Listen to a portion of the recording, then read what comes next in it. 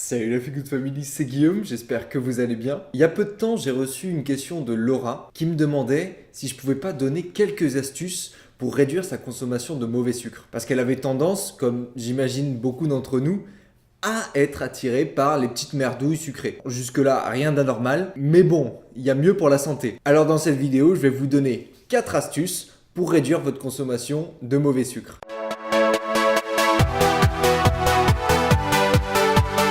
Alors quand je parle de mauvais sucre, je parle bien sûr du sucre raffiné. C'est le sucre que vous trouvez notamment dans toutes les petites merdes industrielles comme les bonbons, les gâteaux et tous ces trucs-là. Et comme vous avez dû l'entendre dans ma vidéo sur le sucre, c'est une véritable drogue qui serait, d'après une étude sur des rats, aussi puissante que la cocaïne. Je peux vous dire que ça déconne pas. Et puisque c'est une drogue, agissez donc comme avec n'importe quelle drogue.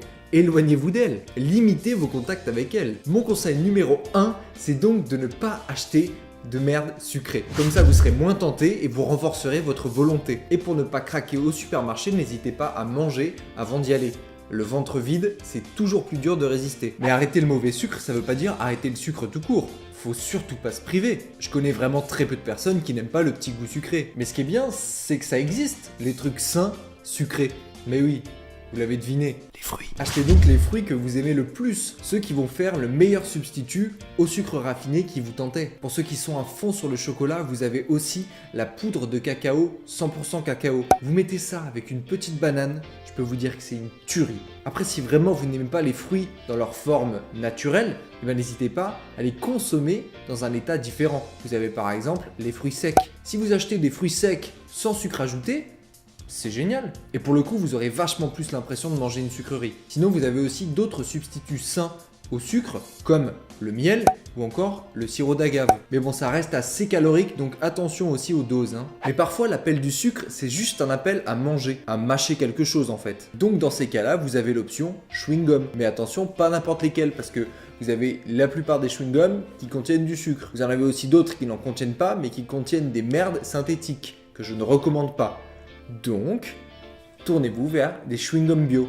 J'ai aussi fait une vidéo à ce sujet, vous pouvez la retrouver juste ici. Avec les astuces précédentes, vous allez pouvoir agir directement sur vos actions envers le sucre directement. Mais si vous vous tournez vers le sucre, outre le fait que c'est une drogue, c'est peut-être parce qu'il y a une raison derrière. Une raison beaucoup plus profonde. Peut-être par exemple que vous l'avez associé à un moment particulier. Personnellement, j'avais l'habitude de regarder une bonne petite série avec un bol de céréales dans du lait. Et cet automatisme que j'avais formé, il a fallu le désapprendre. Et la première étape pour désapprendre quelque chose, c'est de prendre conscience de cette chose-là. Donc si déjà vous prenez conscience que vous avez cet automatisme, que vous avez cette habitude, eh bien vous allez pouvoir désenclencher le processus. Et parfois le sucre, c'est aussi un excellent moyen de combler un manque, une frustration, un stress. Et ça, c'est parce qu'il permet de sécréter de la dopamine quand on en mange. Et la dopamine, ça va passer au-dessus de tout ça.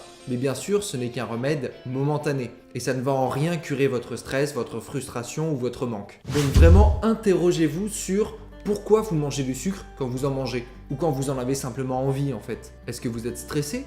Est-ce que vous ressentez un manque, une frustration? Posez-vous la question de ce que c'est.